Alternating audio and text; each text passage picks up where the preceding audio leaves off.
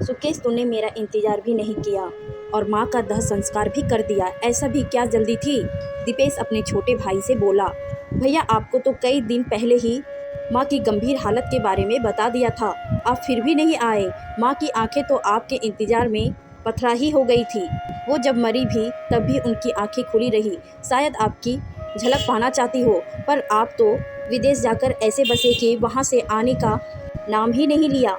माँ की मृत्यु दिन में 2 बजे ही हो गई थी। सभी रिश्तेदार उसी दिन दाह संस्कार करने का शोर मचा रहे थे, पर आपके लिए पूरी रात बॉडी को घर पर रखा। सुबह 10 बजे आपका इंतजार किया, पर आपका तो अता पता ही नहीं था। फिर मजबूरी में दाह संस्कार करना ही पड़ा। जिस दिन माँ की मृत्यु हुई उस दिन इंडिया की फ़्लाइट बहुत महंगी थी, अगले दिन की सस्ती थी, इसीलिए अगले दिन की ही करा ली। सोचा था टाइम से पहुंच जाऊंगा, पर पहुंच ही नहीं पाया। भैया, ऐसे समय में भी आपने पैसे को देखा। आप जल्दी भी आ जाते तब भी माँ जिंदा तो मिलती। नहीं, एक ही बात थी, माँ ठीक कहती थी कि आप निर्मोही हो गए हो। बस पैसे ही आपके लिए सब कुछ हो गया है। आप माँ को भारत आने का झूठा आश्वासन देते रहते थे और माँ सच समझ जाती थी। वो आपका बेसब्री से इंतजार करती रहती थी। उनका आपके लिए इंतजार करना उसे तड़पा देता था। एक दिन वह माँ से इस बात पर लड़ भी बैठा कि आपको बड़े भैया ही प्यारे हैं। आप हर समय उनकी ही रट लगाए रखती हो, जबकि वह आपको कोई तवज्जो नहीं देते, जबकि वह रात दिन आपकी सेवा करता है, पर उनकी कहीं कोई गिनती ही नहीं।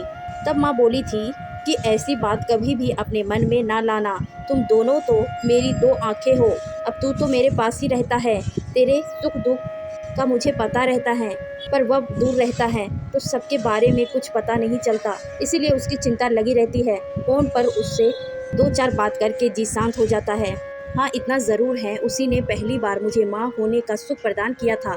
छोटा या बड़ा होने से कुछ फ़र्क नहीं पड़ता, सबको अपनी जगह खुद ही बनानी पड़ती हैं। तेरे बड़े भैया के लिए अपना अस्तित्व, करियर सब दांव पर लगा दिया था।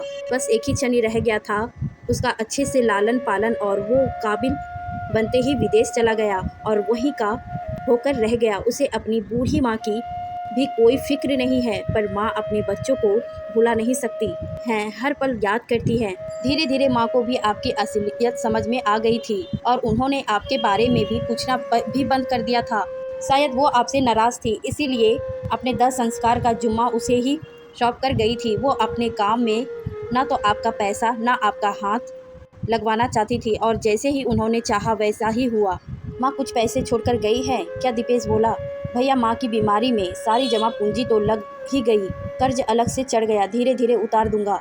अभी तो मैं भी कोई मदद करने की स्थिति में नहीं हूँ, वरना जरूर करता। नहीं नहीं, इसकी कोई ज़रूरत नहीं है भैया।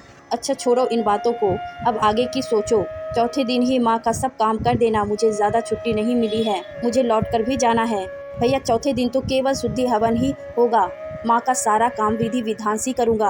आप हवन के बाद जाना चाहे तो जा सकते हैं। चौथे दिन हवन के बाद जब दीपेश जाने लगा तो सुकेश का दिल बहुत दुखी हुआ। वो सोचने लगा कि भैया इस घर की बड़ी संतान है, जिन्होंने परिवार से कोई लेना देना ही नहीं है, सिर्फ औपचारिकता निभानी है। एक उसकी पत्नी अपने घर की बड़ी संतान है, जो अपने भाइयों के साथ साथ अपने माता पिता की भी जिम्मेदारी उठा रही हैं। दीपेश के जाते ही सुकेश माँ की फ़ोटो उठाकर उनके कमरे में रखने चल दिया।